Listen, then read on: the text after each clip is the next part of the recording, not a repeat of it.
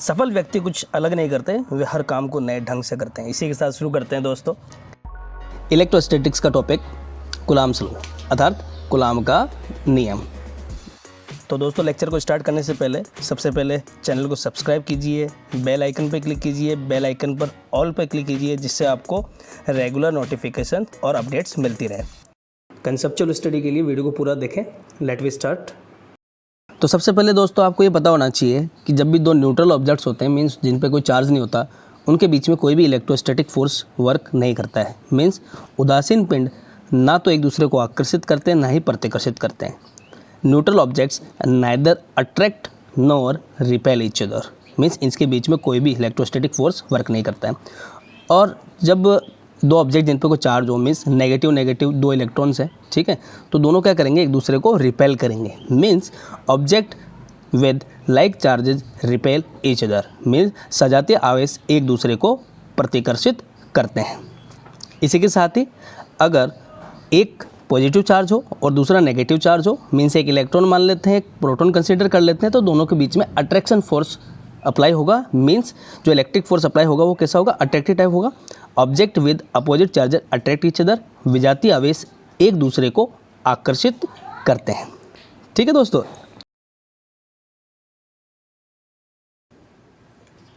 Hello दोस्तों, तो अब तक आप चार्जेस का कंसेप्ट समझ चुके थे, कौन से चार्ज कब अट्रैक्ट करेंगे, कब रिपेल करेंगे। तो इन्हीं चार्जेस के बीच में जो फोर्स लगता है उसको बोलते हैं इलेक्ट्रोस्टैटिक फोर्स, जिसे इलेक्ट्रिक फोर्स भी बोलते हैं अपन, ठीक है, और हिंदी में बोलते हैं विद्युत बल, जिसे कुलाम बल भी कहा जाता है, ठीक है। और इस नियम को कुलाम का नियम भी कहा जाता है। तो दैट्स वाई पूरे नियम को बहुत अच्छे से समझना आप, ठीक है। तो the electric force between two charges it directly proportional to the magnitude of multiplication of both point charges and inversely proportional to the square of distance between point charges. Means जो इलेक्ट्रिक फोर्स होता है वो directly proportional होता है दोनों charges के product के magnitude के, और इन्वर्सली प्रोपोर्शनल होता है पॉइंट चार्जेस के बीच के डिस्टेंस के स्क्वायर के, ठीक है। तो दोनों से दो स्टेटमेंट बनती है। जो हमने दो स्टेटमेंट दिए, दोनों से दो स्टेटमेंट बनेगी फॉर्मूला की, दोनों को कंबाइन करेंगे तो हमारे को क्या मिल जाएगा, इलेक्ट्रिक फोर्स का फॉर्मूला मिल जाएगा। तो हिंदी में बता देता हूँ आपको।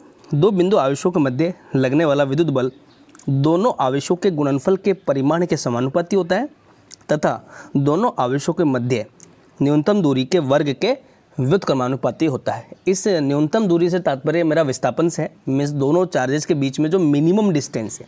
तो मिनिमम डिस्टेंस क्या होती है, डिस्प्लेसमेंट होती है, यानी हम बात किसकी कर रहे हैं, विस्थापन की। तो विस्थापन के वर्ग के व्युत्क्रमानुपाती होता है। आप सीधा सीधा इंग्लिश में ये भी बोल सकते हो, the electric force is inversely proportional to the square of displacement between two charges. Okay, तो देखो दोस्तों, यहाँ पर डायग्राम आपको सामने डायग्राम दिखाई दे रहा है, जिसके अंदर दो हमने चार्ज लिए हैं, एक Q1 चार्ज है और दूसरा Q2 चार्ज है, ठीक है। दोनों के बीच में डिस्टेंस कितनी है, R है, और जो इनका मीडियम है वो क्या है, वैक्यूम है। वैक्यूम मतलब निर्वात है। तो दोनों के बीच में जो लगने वाला फोर्स है, the force will be attractive type और रिपल्सिव टाइप। मीन्स आकर्षण बल भी हो सकता है और प्रतिकर्षण बल भी हो सकता है। तो पहली स्टेटमेंट क्या थी हमारी, the force is directly proportional to the product of charges and magnitude of it. Means हमें ये पहली स्टेटमेंट मिल गई, ठीक है। दोनों चार्जेस के प्रोडक्ट और उनका मैग्नीट्यूड, यानी दोनों चार्जेस का गुणनफल और उनका परिमाण के समानुपाती होता है विद्युत बल। तो ये हो गया आपका समीकरण 1, मीन्स इक्वेशन 1। ऐसे सेकेंड स्टेटमेंट थी आपके, दोनों आवेशों के मध्य लगने वाला जो बल होता है वो विस्थापन के वर्ग के व्युत्क्रमानुपाती होता है। Means inversely proportional to the displacement between two charges. तो दोनों चार्जेस के बीच में डिस्प्लेसमेंट को अपन ने किससे इंडिकेट किया है, स्मॉल r से इंडिकेट किया है। तो सेकंड स्टेटमेंट हो जाएगी F is inversely proportional to R square, ठीक है। दो स्टेटमेंट हो गई यहाँ। अब दोनों स्टेटमेंट को अपन क्या करते हैं, कंबाइन कर लेते हैं बाय इक्वेशन 1 एंड इक्वेशन 2। तो बाय इक्वेशन 1 एंड इक्वेशन 2, तो F डायरेक्टली प्रोपोर्शनल टू, जो ऊपर है वो ऊपर आ जाएगा, जो नीचे है वो नीचे आ जाएगा। Means F directly proportional to modulus of Q1 Q2 upon R square. अब देखो स्टूडेंट, जब भी प्रोपोर्शनल का सिंबल हटता है तो एक कांस्टेंट आता है, ठीक है। तो यहाँ पे जो कांस्टेंट है वो है K, ठीक है, जिसे हम डाइलेक्ट्रिक कांस्टेंट ऑफ वैक्यूम भी बोल सकते हैं, ठीक है। तो यहाँ पे अगर मीडियम कैसा हो, वैक्यूम हो, मीन्स फॉर्मूला क्या मिल गया आपको, F is equal to K modulus of Q1 Q2 upon R square, जहाँ पे K क्या है, माध्यम का पराविद्युतांक है। क्या है, माध्यम का पराविद्युतांक, जिसे डाइलेक्ट्रिक कांस्टेंट ऑफ मीडियम बोलते हैं। और मीडियम कौन सा है यहाँ पे, अभी हमारा जो मीडियम है वो है वैक्यूम, यानी ये निर्वात का पराविद्युतांक है। यदि माध्यम निर्वात हो तो K की जो वैल्यू होती है वो होती है 1/4 पाई एप्सिलॉन नॉट। ठीक है, तो इसकी complete value means 1/4 pi epsilon not को जब सॉल्व करते हैं तो हमें मिलता है 9 × 10⁻⁹ newton metre square upon coulomb square, जिसे कूलाम की पावर -2 भी बोल सकते हैं।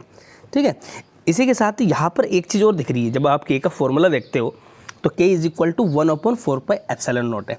तो यहाँ पे एप्सिलॉन नॉट क्या है, यह है एप्सिलॉन नॉट निर्वात की विद्युतशीलता, जिसे निर्वात की विद्युत पारगम्यता भी कहते हैं। ठीक है, इसे इलेक्ट्रिक परमिटिविटी ऑफ वैक्यूम कहते हैं। क्या बोलते हैं, इलेक्ट्रिक परमिटिविटी ऑफ वैक्यूम, जिसकी वैल्यू होती है दोस्तों, यहाँ पे एप्सिलॉन नॉट की जो वैल्यू होती है वो होती है 8.85 × 10⁻⁻12 newton inverse metre to the power -2 and coulomb की पावर 2। ठीक है, अब देखो ये था तब जब दोनों के बीच में मीडियम कैसा है, वैक्यूम। अब एक इम्पोर्टेंट केस है जिससे रिलेटेड न्यूमेरिकल्स भी आते हैं। यदि माध्यम निर्वात के अलावा हो तो means if the medium is except vacuum, means vacuum के अलावा कोई अलग मीडियम होगा तो उसके लिए आपको ध्यान रखना पड़ेगा, जहाँ पर F = 1/4 पाई एप्सिलॉन नॉट था। ठीक है, उस एप्सिलॉन नॉट की जगह एप्सिलॉन आ जाएगा, जो क्या है, डाइलेक्ट्रिक कांस्टेंट ऑफ मीडियम। अगर मीडियम वैक्यूम होता तो एप्सिलॉन की जगह क्या आता, एप्सिलॉन नॉट आता। ठीक है, तो यहाँ पे एप्सिलॉन और एप्सिलॉन नॉट में भी एक रिलेशन है। जो रिलेशन क्या है, epsilon = epsilon naught × epsilon R. ठीक है, तो यहाँ पे ये चीज़ भी ध्यान देने लायक है कि एप्सिलॉन आर क्या है। ठीक है, एप्सिलॉन आर है relative electric permittivity of medium.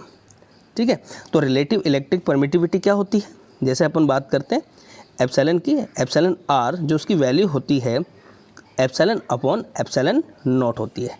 Means it is the ratio of electric permittivity of medium and electric permittivity of vacuum. Means माध्यम की विद्युतशीलता तथा निर्वात की विद्युतशीलता का अनुपात ही सापेक्ष या आपेक्षिक विद्युतशीलता कहलाता है। इसे हम रिलेटिव इलेक्ट्रिक परमिटिविटी भी कहते हैं। ठीक है, इसे ध्यान देना, इसे पराविद्युतांक भी कहा जाता है क्योंकि यह कांस्टेंट होता है। ठीक है, इसको बहुत बार K से भी लिखा जाता है, तो इसी को ही K लिखते हैं। अब देखिए यहाँ पर ये K वो दूसरा ऊपर वाला K से अलग है ना। ठीक है, तो यहाँ पर अब देखो सबसे बड़ी चीज़ एप्सिलॉन आर जो होता है वो कैसा होता है, यूनिटलेस होता है, यानी इसका कोई मात्रक नहीं होता, मीन्स विमाहीन होता है।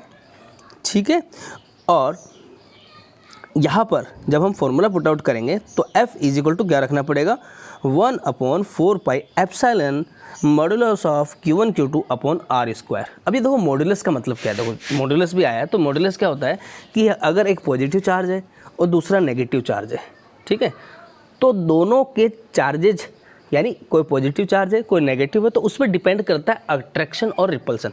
ठीक है, अगर पॉजिटिव पॉजिटिव हुआ तो रिपेल करेगा, नेगेटिव नेगेटिव हुआ तो रिपेल करेगा, और पॉजिटिव नेगेटिव हुआ तो अट्रैक्ट करेगा। तो ये पॉजिटिव और नेगेटिव सिंबल तो केवल किसको डिपेंड कर रहा है, किसको इफेक्ट करेगा, अट्रैक्शन एंड रिपल्सन को। ठीक है, बाकी जितनी भी चीज़ें फोर्स को जो सबसे पहले डायरेक्टली उसकी वैल्यू या उसके मैग्नीट्यूड को जो इफेक्ट करने वाली है वो है चार्जेस का मैग्नीट्यूड, यानी चार्ज कितना बड़ा है या कितना छोटा है, और उनके बीच का डिस्प्लेसमेंट उसके स्क्वायर के इन्वर्सली प्रोपोर्शनल होता है। Okay students, I hope so that आपके जो आपका कूलम्ब्स लॉ है वो अच्छे से क्लियर हुआ होगा। तो अगर कोई चीज़ इसके अंदर आपको नहीं समझ में आई है, आप please comment in comment box. और साथ ही दोस्तों आप हमें Facebook, Insta, Telegram, daily motion in पर लाइक, फॉलो और सब्सक्राइब कर सकते हैं, और वीडियो को लाइक करना ना भूलें। Thank you so much.